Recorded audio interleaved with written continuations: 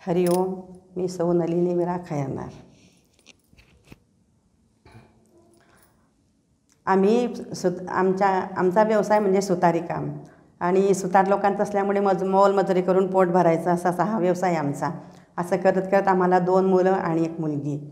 आणि मोलमजुरी करून मुलांचं शिक्षण करायचं म्हणजे थोडं जडत जाते. तरी 10वीपर्यंत मुलांना शिकवलं आणि नंतर त्याला डिप्लोमाला टाकलं मोठ्या मुलाला. आणि डिप्लोमाला नंबर लागला. 1 वर्ष तो फेल झाला. पण यांनी इतका धीर दिला की आपले बापू सगळं करून घेतील बा, तू काही काळजी नको करू, आता तुला टाकलं आहे, तू बरोबर करशील बा. असं करून करून 1 वर्ष मुलाचं गेलं आणि त्याचा गव्हर्नमेंटलाच नंबर लागला. आम्हाला पैसे वगैरे काहीच लागले नाही. डिप्लोमा पूर्ण झाला. नंतर त्याचा BEला नंबर लागला मुलाचा. आणि दुसरा मुलगा 12वी होऊन त्याने पण अहमदनगरला ॲडमिशन घेतलं. त्याची पण फी भरायची. म्हणजे कष्ट करून करून मुलांना त्यांनी पुढे नेलं खूप.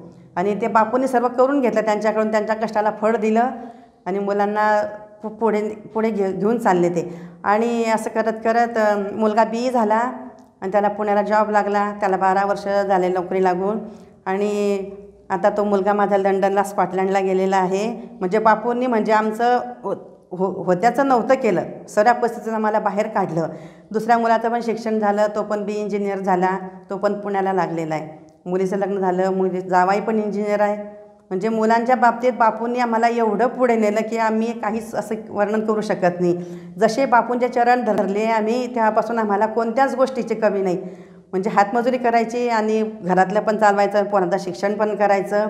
आज आम्ही एकदम सुखात आनंदात. बापू कृपेने आम्हाला कोणत्याच गोष्टीची अडचण येत नाही.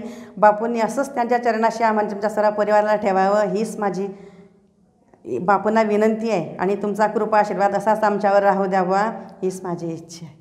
हरिओम श्रीराम अंबत.